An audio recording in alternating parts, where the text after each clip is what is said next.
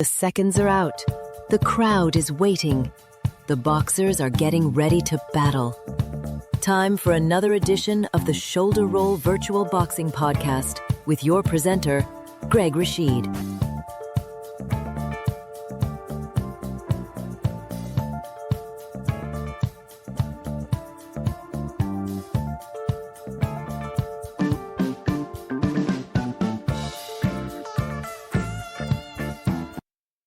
Swaddy crop to everyone out there. This is Greg Rashid with another edition of the Shoulder Roll Virtual Boxing Podcast.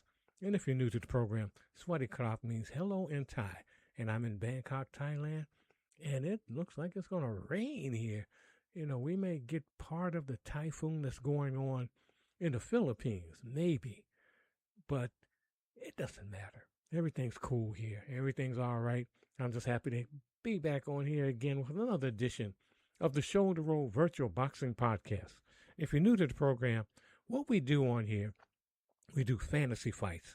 We talk about, what would happen if Joe Louis fought Muhammad Ali? What would happen if Joe Frazier fought Mike Tyson? Because if you're listening to the program, you're a boxing enthusiast, you like boxing, and I know you sit around time to time running. What would happen if this fighter fought this fighter? And that's what we do on this program. Also, we have interviews with various guests in the world of boxing and other places. And we have gamers on here to talk about boxing games. And sometimes we have people talking about other issues that are going on in the world. And also we talk about the real world of combat sports. And we're going to start first with, this is someone who is very important. I don't think, I'm not saying I was crazy about this guy, but in history of sports, not just boxing, history of sports, he was an important figure, good or bad. And I'm talking about Victor Conte, who passed earlier this week. And if you know him from Balco, and he was the one that was helping various athletes, Barry Bonds, Marion Jones, Lance Armstrong, so many folks, and Roger Clemens, and got arrested for it. There's a book called The Game of Shadows you should check out about that whole Balco incident. But it changed sports in the late 1990s on to the early 2000s. And I have to say this, some of the stuff is still going on, but I wanted just not to give a tribute, just to talk about Victor Conte, because he was still in sports doing boxing, and Jessica is going to talk about his role in boxing up until his passing this week. So here's Jessica's report on Victor Conte.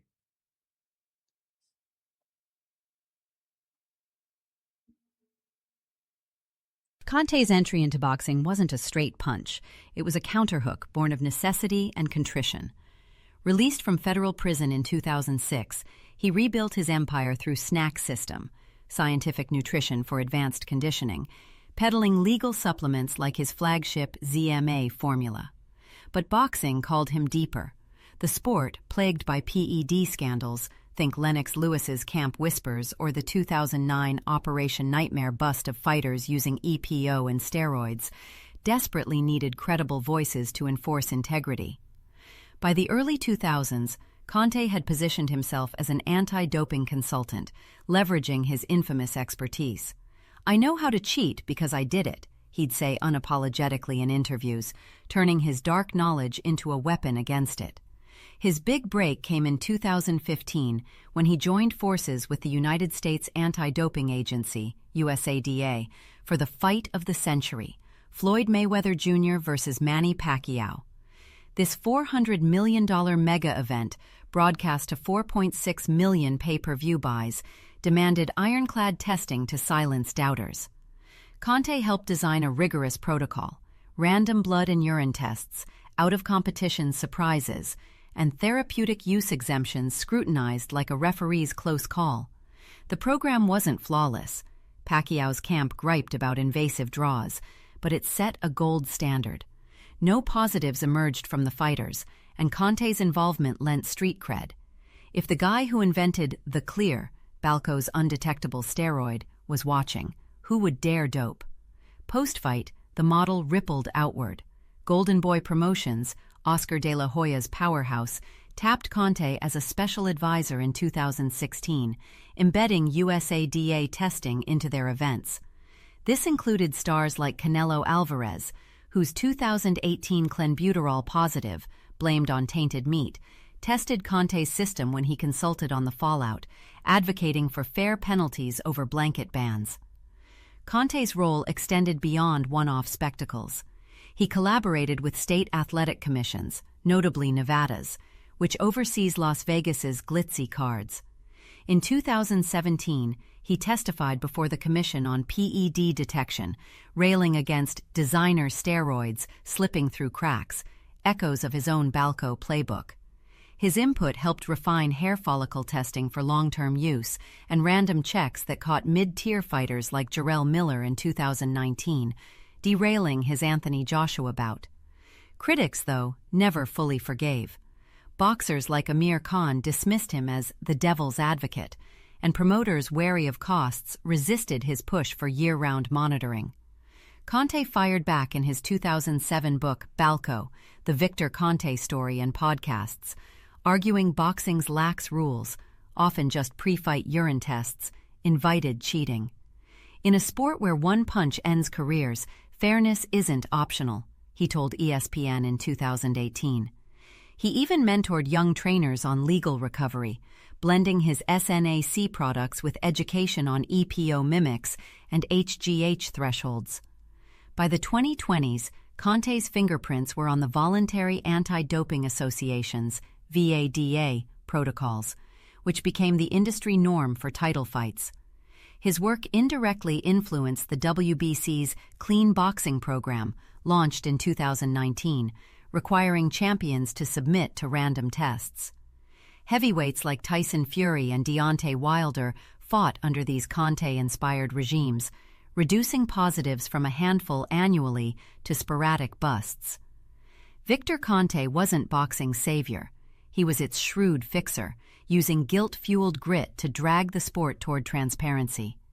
His involvement saved faces and purses in an era when a single failed test could tank a pay-per-view.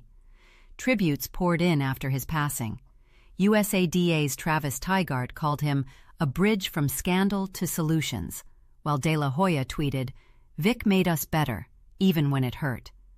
In a sweet science built on knockouts, Conte's true KO was against the shadows he once cast. For boxing purists, his story is a reminder. Redemption isn't a highlight reel. It's the hard rounds after the bell.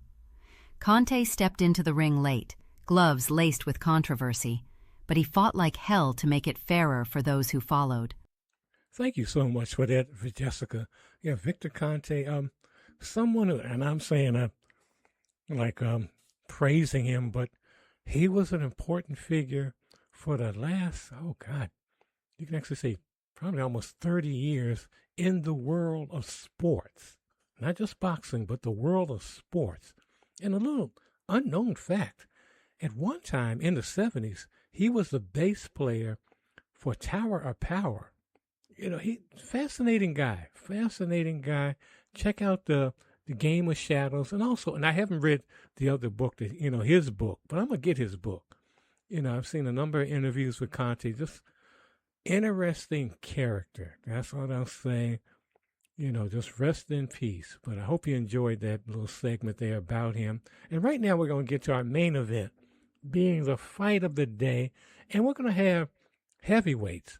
And I haven't put him on this program in ages. We're going to have Muhammad Ali versus Deontay the Brown Bomber Wilder. I know some of you are saying, well, Ali's going to win that, but we don't know.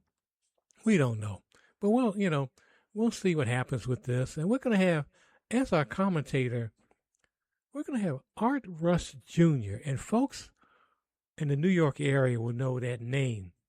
But we're going to have him right now, the voice of Art Rush Jr., one of my favorites when I was growing up. So let's hear this on the Shoulder Roll Virtual Boxing Podcast.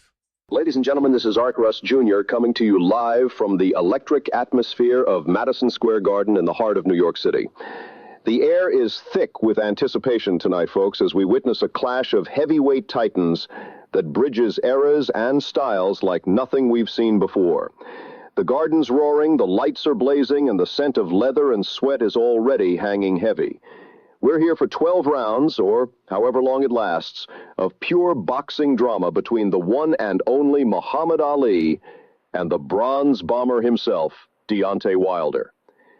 Before we lace up the gloves and ring that bell, let's take a moment to honor these two warriors with a quick dive into their storied paths to this ring. Starting with the man they call the greatest, Muhammad Ali.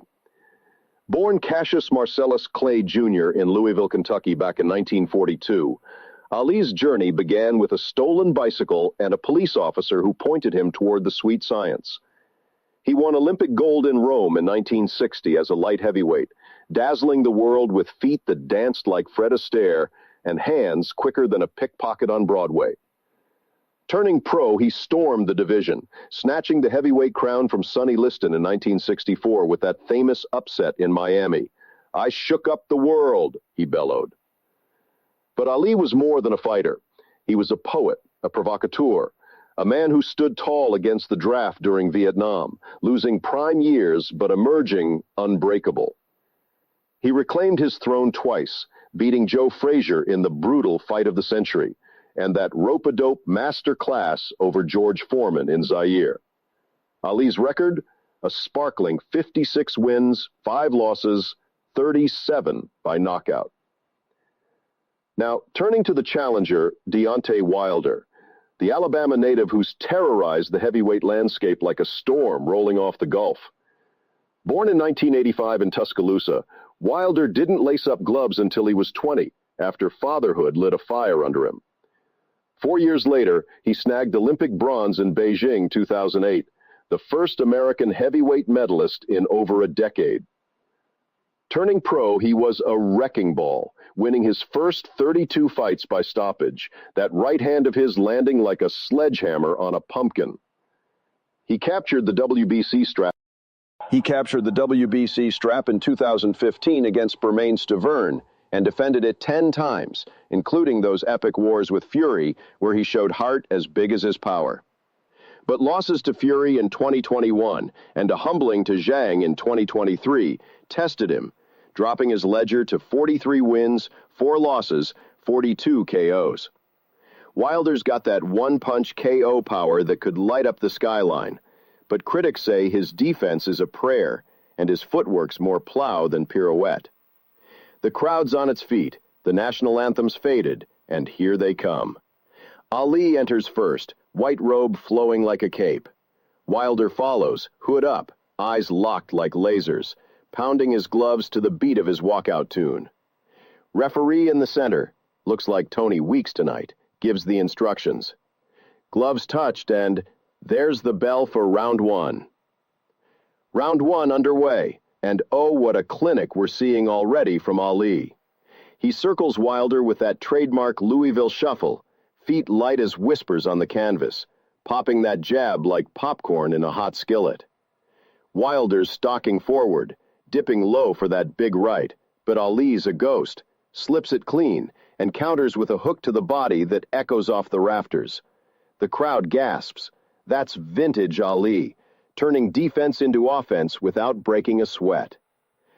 Wilder throws a lazy left hook, telegraphed from Queens, and Ali ducks under, fires back 3 quick ones to the head. Punch stats already tilting. Ali's landed 12, Wilder's got 4.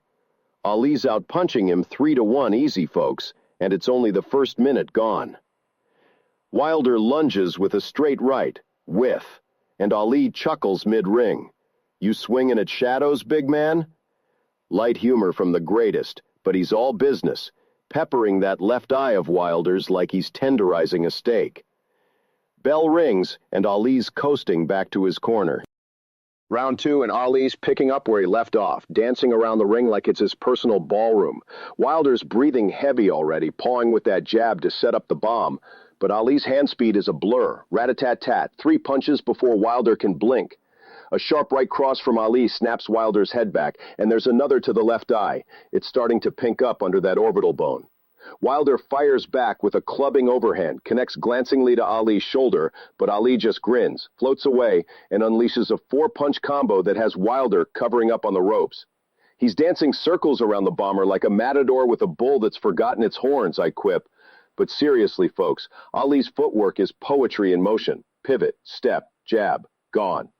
Round ends with Ali leading 20-18 on my card, punches 28-9 his way. Wilder's corners yelling, "Pressure him!" But how do you trap a butterfly? Into round 3, and the pace is Ali's symphony. He feints low, draws Wilder's guard down, then unloads upstairs. Hook, cross, hook, that reddens Wilder's cheek. The bronze bomber's desperate now, swinging wild haymakers that cut nothing but air. And Ali's countering with surgical precision, each jab finding that left eye again. Swelling's building, folks. It's puffing like a balloon at a kid's party. Ali's voice carries over the din. "Keep swinging, Deontay. Maybe you'll hit the clock."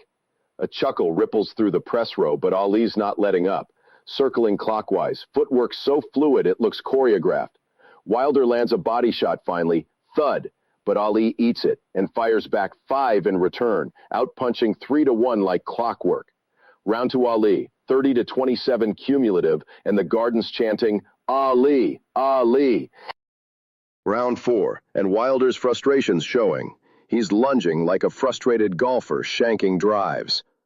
Ali slips a right hand that could fell an oak, counters with a left hook to the ribs that folds Wilder a touch, then dances away.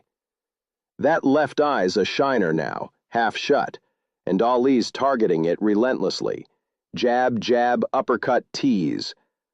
Poor Wilder's eyes taken more punishment than a speed bag in Gleason's gym, but the crowd's loving the show. Ali's speed is otherworldly. He's throwing combinations in bursts of 6-7 punches, while Wilder's replies are single shots whistling harmlessly.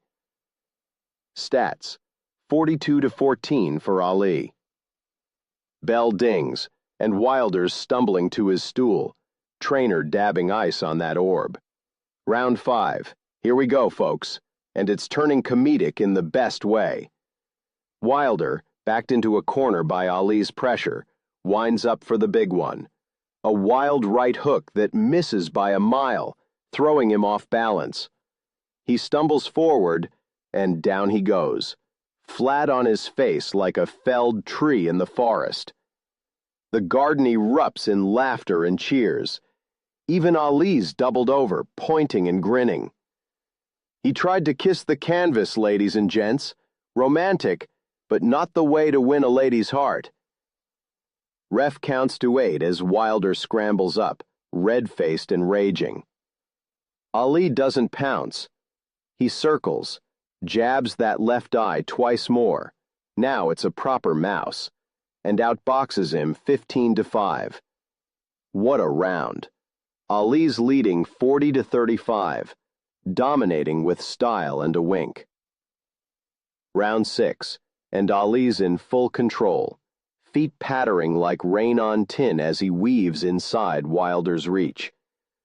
The bomber's right hand is a loaded gun with no bullets tonight. Every swing meets shadow. Ali's combos are flowing, jab to the eye, hook to the body, right cross that snaps Wilder's head. That left peeper's closing like a bad blind date, swelling purple. Wilder musters a jab that grazes, but Ali counters with 4 in a row. 3-1 margin holding firm at 52-17. Ali's turning this into a clinic. Ali's making the ring look small, cornering Wilder without ever getting touched clean. Round 7 underway, and the pace hasn't slowed for the greatest. He's shuffling side to side, popping jabs that pepper Wilder's guard, then slipping inside for bodywork that has the bomber wincing. Left eye's a mess now, half closed, blood trickling from a cut above. Wilder throws a desperate uppercut.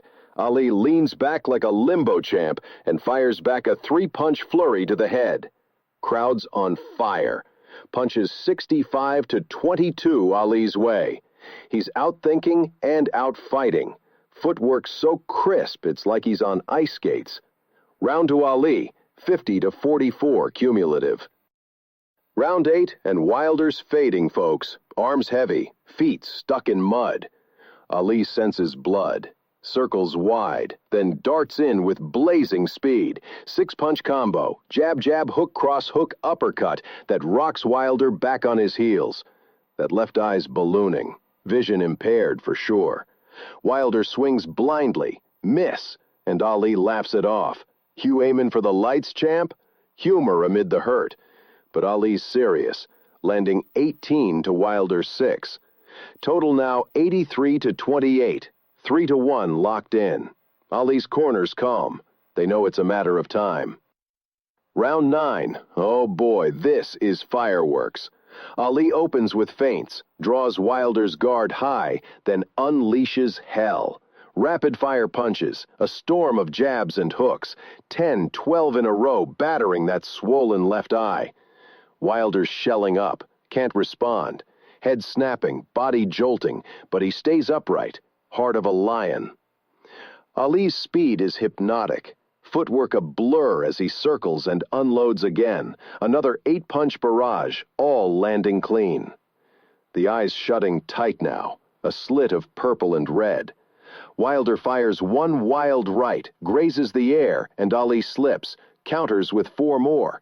I call it, and the garden's deafening.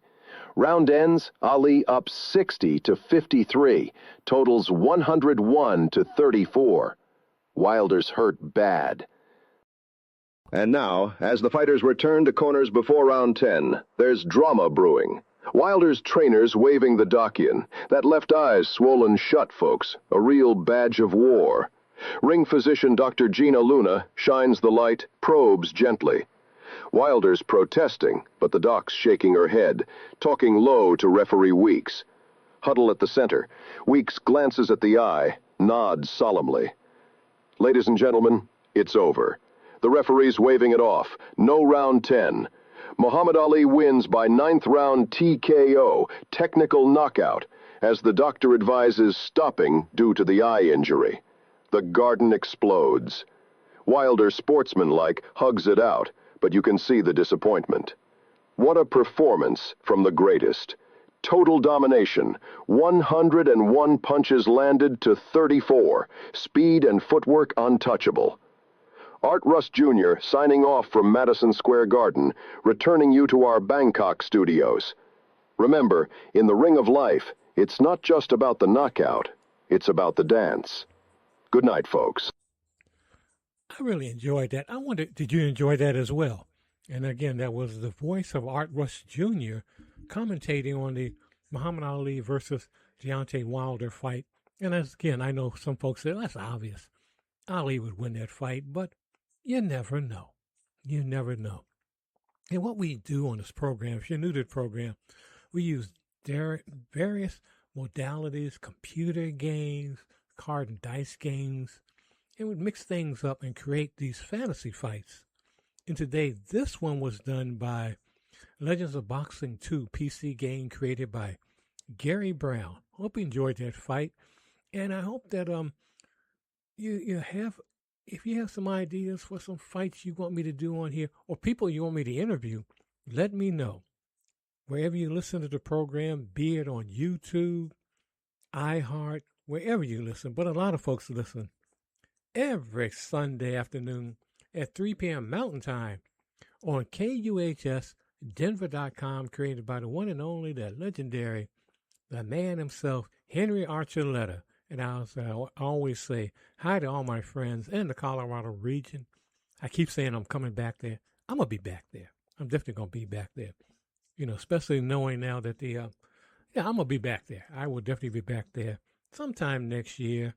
You know, because I got to get some new Bronco gear and get some Nugget gear, because my stuff is getting old. It's kind of hard over here in Thailand to find some gear. Denver and Colorado related teams are obviously, but I'll get some stuff. But anyway, hope you enjoyed that.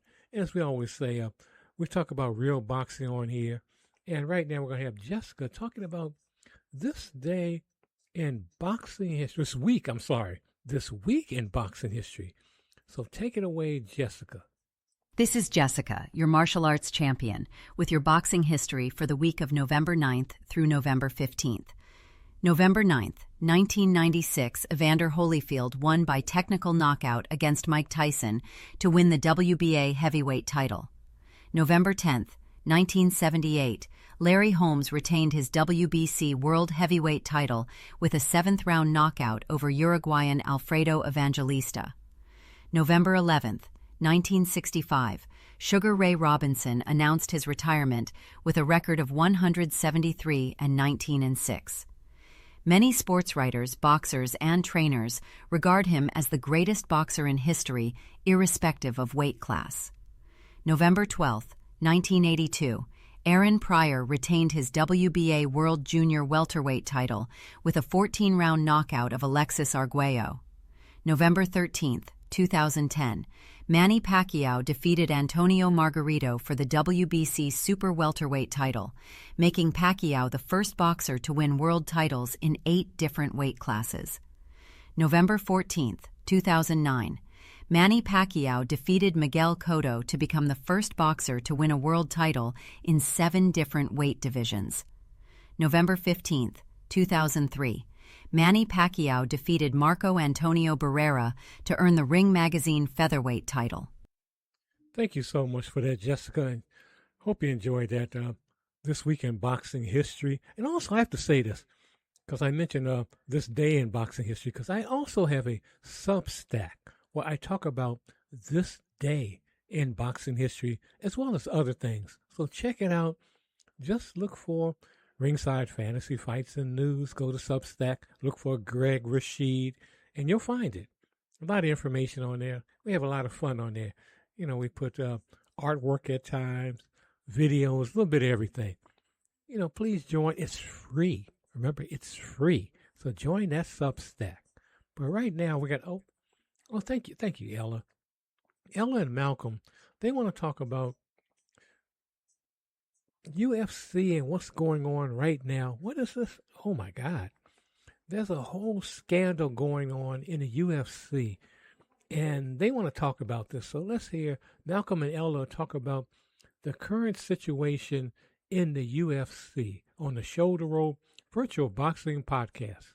Welcome to the Deep Dive. Today, we're really digging into something that's been bubbling up in professional mixed martial arts. We're looking at the integrity, specifically within the UFC. You know, are the fights we pay to watch genuinely pure combat? Or is the system itself kind of steering the show? Yeah, and it's not just talk anymore, is it? No, absolutely not. That whole Isaac Dolgarian versus Yadir Del Valle thing back in November 2025, I mean, Dolgarian was a huge favorite, loses suspiciously. Right. And the fallout was just immediate. He gets cut, pay withheld, and then Dana White actually confirms meeting with the FBI director about it. And that FBI meeting, that's the real signal, isn't it? That tells you it's way past just, internal issues. Yeah. So our mission today is really to unpack all this material. We want to show how combat sports historically have sort of walked this tightrope between real competition and, well, basically manipulated shows. Okay. We'll trace that history, look at the money side of things, what actually incentivizes fixes, and connect it all to why the FBI is knocking on the door right now. All right, let's get into it. Maybe start with the language. The sources talk about different kinds of manipulation. What are we actually talking about when we say fix versus, say, a dive? They're not the same thing, are they? No, definitely not. And getting that distinction is pretty crucial. So first up, you've got the worked fight. Okay. Think professional wrestling. It's all predetermined. Both fighters know who's winning, who's losing. They're basically performing a script. It's theater. Right, like a performance piece. Yeah. So what if only one fighter is playing along? Now that's a dive. Only one fighter is in on the plan to lose. Maybe they're paid off, maybe they're pressured somehow, but their opponent thinks it's a real fight. And that's probably why they sometimes look so awkward, right? They're fighting their own instincts. Exactly. It can look really unnatural, sometimes blatantly obvious if you know what to look for. And the third type, the actual fix. Yeah, the fix is when it's external forces messing with the outcome, paying off judges, maybe a referee, someone in the corner. Yeah. It's about corrupting the actual officiating or judging of the fight. Gotcha. So work, dive, fix. Okay. Understanding those three is kind of the foundation for looking at what's happening or could be happening in the UFC today. Okay. And what's really interesting, I think, is that this whole tension between real fights, shoots, and scripted ones works. It's not new at all. Yeah. You got to look back at the history, like way back to catch wrestling. Oh, yeah. Yeah, back in the 19th century, catch wrestling was all shoots. Real, super brutal, no-holds-barred submission stuff. But probably not drawing huge crowds, I imagine. Not mainstream, no. Yeah. Definitely fringe. But then things changed, especially after the Great Depression. Promoters needed reliable moneymakers. And then TV comes along, guys like gorgeous George Wagner. Suddenly the showmanship, the scripted drama, that becomes the draw. It shifted hard towards sports entertainment. Oh, right. The spectacle sells, the sources, even, quote, old promoters basically saying, you know, without a story, it's just two monkeys in the ring hitting each other to the average fan. Exactly. You need that narrative hook. And that thinking, putting the show, the story, ahead of pure competition because it sells better, that's absolutely still around in modern MMA. Which leads us nicely into these borderline fixes the sources talk about. These aren't necessarily illegal, but there were ways promotions internally kind of nudge things along. That's right. Internal methods to shape the narrative and sometimes the outcome. Our sources list about 5 key tactics in the UFC that fit this description. Okay, what's the first one? Probably the most common is padding records. Yeah. Matchmakers build up a favored fighter by giving them opponents who look okay on paper but are really just, a step above amateur. Exploiting the casual fan. Totally. You see 2 guys with, say, 10-2 records and you think, oh, competitive fight. But one guy fought killers, the other fought guys making their pro debut. The quality difference can be massive. Yeah, the sources mentioned that Shinya Aoki fight example where the records looked close, but the skill gap was enormous. Precisely. Lousy. And that leads right into the second tactic. Commentary as training. Well, think about how the commentators frame things. They'll hype up a fighter's great boxing, even if their technique is, frankly, pretty basic, just because they're throwing punches. Or talking about knockout power in both hands for someone everyone knows can't grapple to save their life. Exactly. It's narrative crafting. They have to sell the fight they've booked. If it's a mismatch, they have to build a story, usually that classic striker versus grappler angle, to make it seem compelling. I actually saw that play out years ago at a smaller show. This fighter, known purely as a grappler, was suddenly billed by the ring announcer as this incredible striker, even called him a regional kickboxing champ. Total fabrication, just to sell the style clash. Everyone backstage knew it was nonsense. Happens all the time. Which connects to the third point. Career management for demographics. Meaning? If a fighter represents a market the UFC wants to break into, let's say, mainland China, that fighter's past might be, managed very carefully. Protected, essentially. Yeah.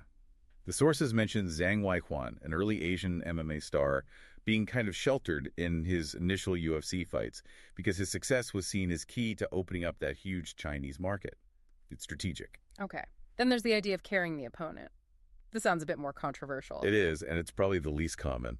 But it's the idea that a clearly dominant fighter might intentionally drag out a fight, avoid finishing it, just to make their opponent look better than they are, usually for commercial reasons. That George St. Pierre versus Dan Hardy fight always comes up here, doesn't it? The allegation being it was done to boost the UFC's profile in the UK. That's the classic alleged example, yeah. Hard to prove, but the suspicion lingers because of the commercial context. And the last one seems almost blatant. Title shots based purely on popularity. Pretty much. Since they ditched the tournament formats for the most part, who gets a title shot often has way more to do with selling pay-per-views than their actual recent record or ranking. This is where the showmen shine, right? Like Chael Sonnen getting 3 title shots back-to-back in 2 different weight classes without a win between them. Exactly. Sonnen was the modern Gorgeous George in that sense. He could sell a fight just by talking. Forget the wins and losses. He put butts in seats.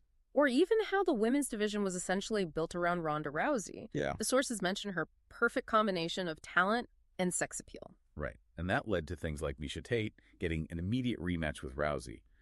She arguably hadn't earned on merit just because, their rivalry sold. Sex sells, as the saying goes.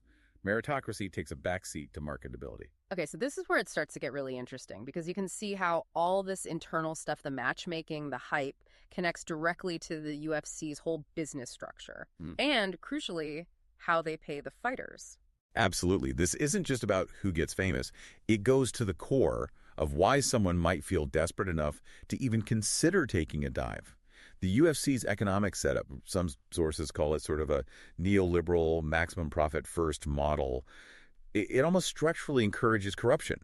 Look at the revenue split. Yeah. Major sports leagues like the NFL or NBA, they pay out around 47 to 50% of their revenue to the athletes. The UFC, it's estimated to be somewhere between just 15 and 22%. Oh, wow. 15%. That's a huge difference, even compared to old rivals. Oh, yeah.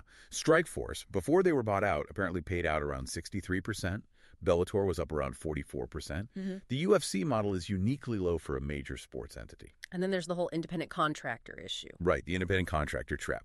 They classify fighters this way, so they avoid things like minimum wage, workers' comp, standard employee protections. Yeah. But the contracts themselves, lawyers, quoted in the sources, call them incredibly restrictive, like something out of the 1940s, even a pretty nice form of slavery.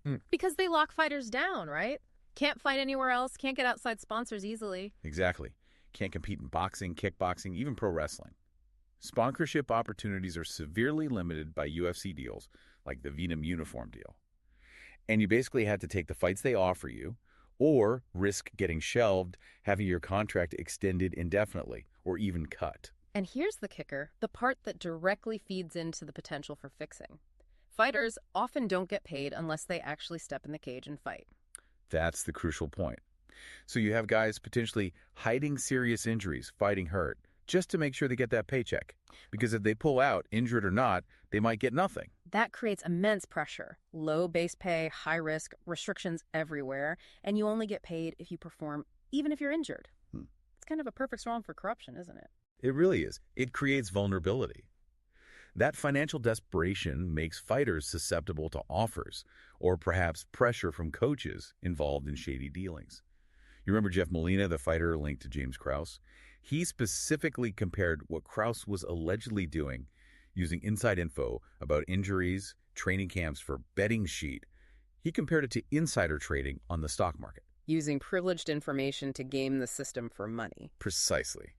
Which brings us right up to the present day, and these two big betting scandals that actually brought the FBI into the picture. This isn't just theory anymore. Okay, let's break those down. First, the one that sort of kicked this all off publicly, 2022, involving Coach James Krause and his fighter, Derek Minner. Right. What happened there was sportsbooks saw really weird, large bets pouring in on Minner's opponent, Shilan Nurdanbek, specifically to win by first-round TKO. Very specific. And in the fight, Minner goes out, throws a kick early, seems to injure his knee, and gets finished very quickly. First-round TKO. Just like the best predicted. The reaction was pretty severe, wasn't it? Well, yeah. Nevada State Athletic Commission immediately suspended Krause's license. Wait. Minner got cut from the UFC, and the UFC banned any fighter who trained with Krause from competing. Plus, the FBI opened an investigation specifically into that fight. Okay, so that was 2022.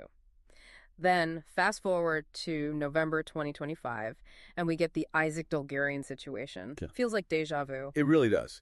And it showed this wasn't just a one-off issue. Again, abnormal betting activity flagged before the fight even started, this time by the official betting integrity monitor, IC360. Dolgarian went from being a big favorite to much less favored really quickly, right? Yeah, the odds shifted dramatically. Then in the fight, he loses by first-round rear-naked choke. And visually, again, it raised eyebrows. I remember Daniel Cormier on commentary was quite critical, wasn't he? Calling out what he saw as really basic mistakes in the choke defense. He did. He used the phrase day one mistakes, which when you hear that about a professional fighter seemingly giving up position or defense so easily, it immediately fuels suspicion of a dive. And the official response this time. It's just as strong. Nevada Athletic Commission withheld Dolgarian's purse, his pay for the fight. He was released by the UFC.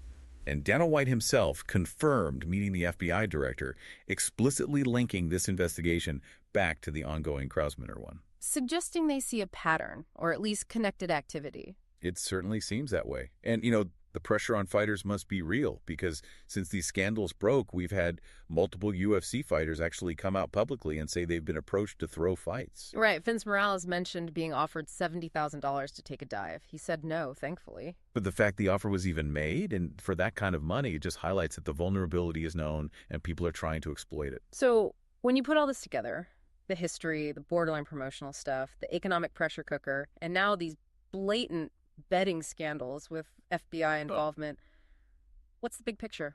Look, MMA, at its best, is incredibly raw and unpredictable. That's the appeal.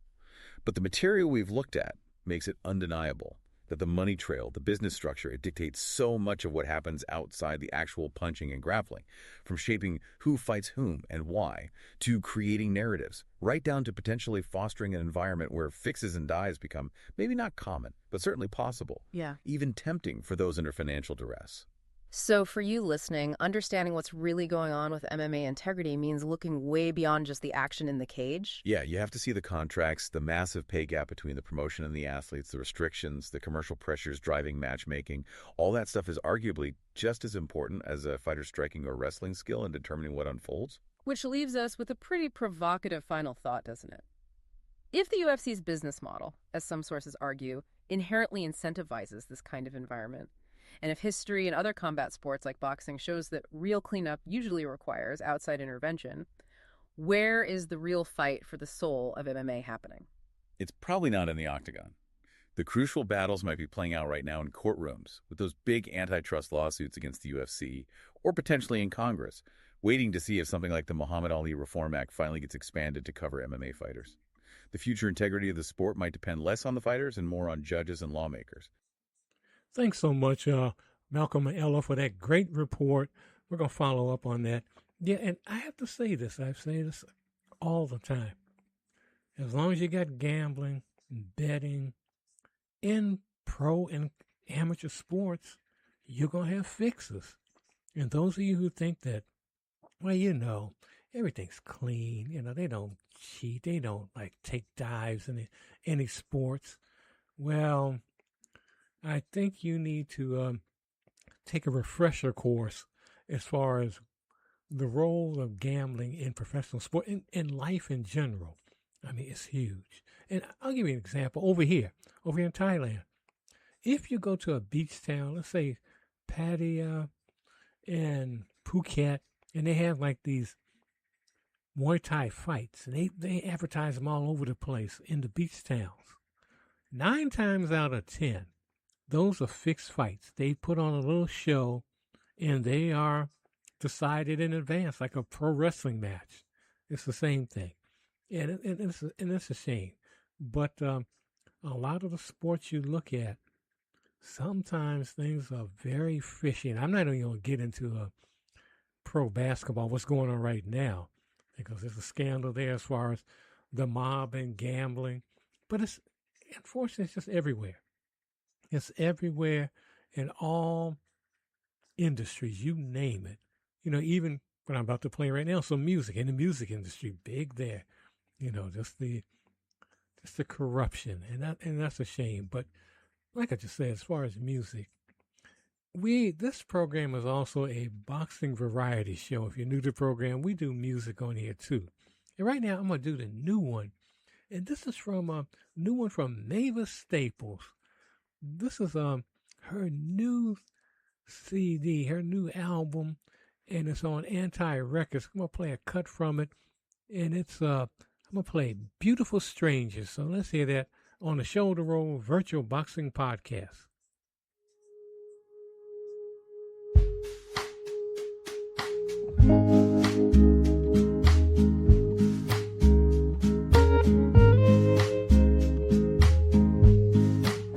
If you ever hear that thunder, put your eye to the skyboard and wonder, maybe there's a kingdom above the weather.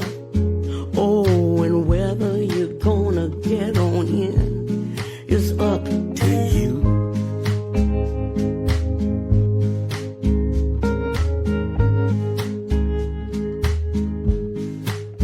If you ever hear that crying in a distance like some siren, maybe there's a singer with no ring around his little finger. Oh, love. And if I lose my voice, if I have no choice but to go quiet, won't you sing for me a melody into the night there? If I die too young and the wolf they come, feed, fight, for fun.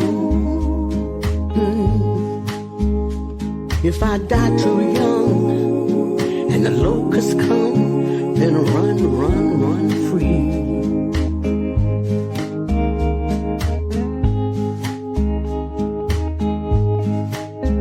If you ever hear that gunshot, you may think about what you do, but you don't got.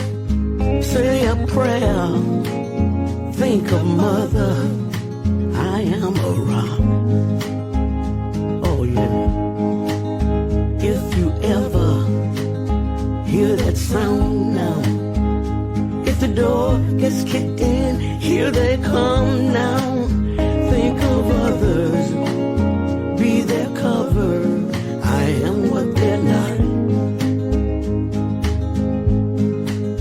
Pray for Paris, they cannot scare us or stop the music.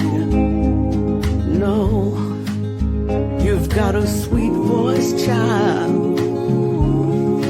Why don't you use it?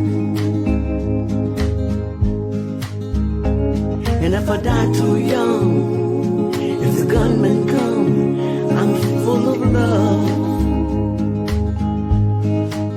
So release me, every piece of me, up above, up above.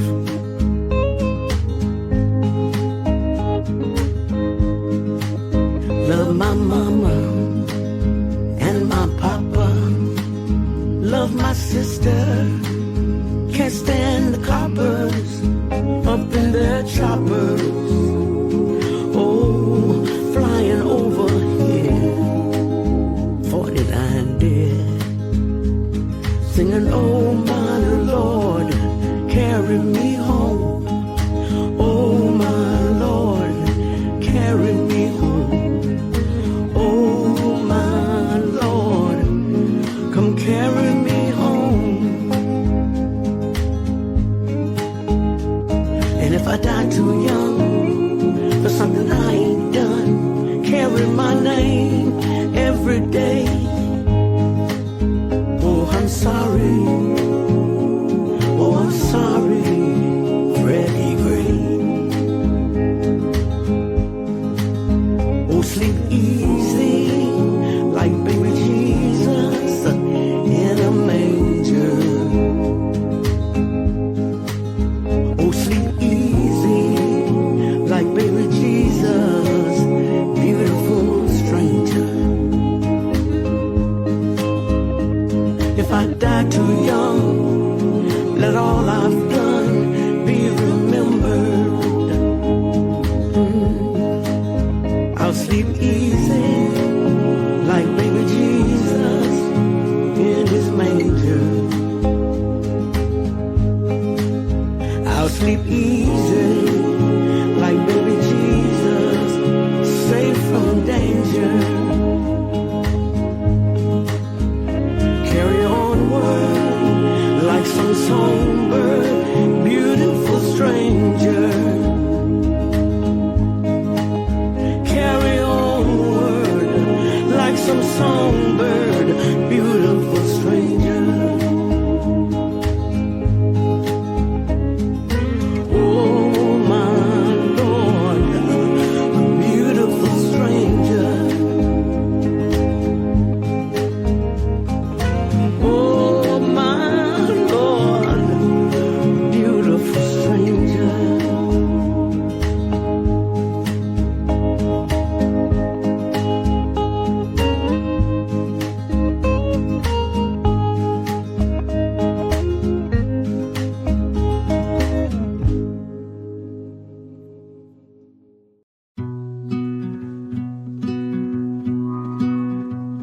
We gotta have peace to keep the world alive and the war to cease. We got to have joy, true in our hearts, with strength we can't destroy. People hear us through our voice, the world here knows there's no choice. We're begging to save the children, the little ones who just don't understand. Give them a chance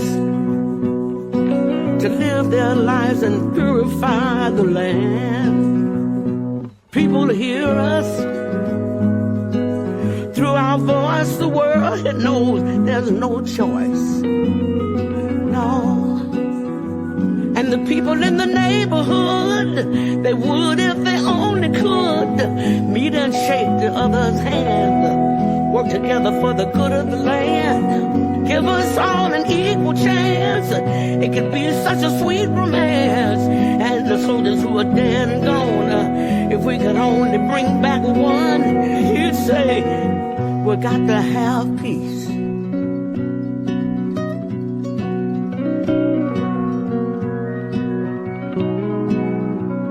We got to have peace to keep the world alive and the war to cease. We got to have joy, true in our hearts, with strength we can destroy. People hear us through our voice. The world knows there's no choice. And the people in the neighborhood, they would if they only could meet and shake the other's hand, work together for the good of the land. Give us all an equal chance. It could be such a sweet romance. And the soldiers who are dead and gone, if we could only bring back one, he'd say, we've got to have peace. We've got to have peace, y'all. Yeah. Got to have peace. Oh, we got to have peace. Peace, yeah. Peace, yeah. Gotta have peace, peace, peace, peace, peace, peace. Oh, peace. We got to have peace.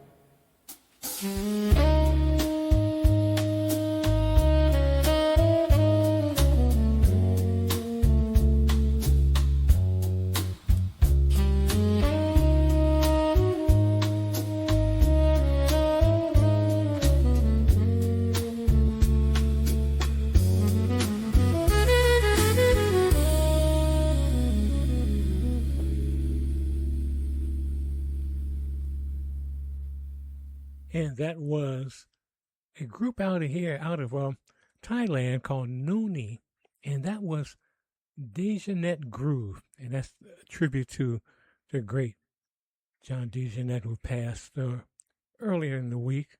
And before that, we did 2 songs by Mavis Staples on her new CD, her new album, and it's titled Sad and Beautiful World. It's on Anti-Records, and we Got to Have Peace, and that was written by Curtis Mayfield. And before that, we started to set off with Beautiful Strangers. And I hope you enjoyed that on the Shoulder Roll Virtual Boxing Podcast. And I made a mistake there. Jack Dejonet, not John Dejonet, Jack Dejonet. And that was Dejonet Groove by Noni. But we're going to get ready to get out of here. Hope you enjoyed the music. Hope you enjoyed the fantasy fight today, Ali versus Wilder, and the information in the real world boxing and combat sports. And if you have any other topics you want us to talk about or music you want me to play, just wherever you listen to the program, just give me a holler. More than likely, I always respond. But again, this is Greg Rashid. Go in love and go in peace. Help someone along the way. Do what you can. Wake up in the morning, give yourself a big hug, and say that you love yourself. Go out in the community and do what you can to help a young person, a senior, an animal in distress, pick up trash. Do what you can. We're on this big, beautiful blue ball together. There are wars and rumors of wars, but do what you can to make it a better place. That's all you can do. One step at a time. It sounds simple because it is simple, but you can do it. So go in love and go in peace. This is Greg Rashid. See you next time on the Shoulder Roll Virtual Boxing Podcast. Thanks for tuning in. Please remember to like, comment, share, and subscribe to this podcast. Please become a member at patreon.com under the title Ringside Fantasy Fights and News. See you next time.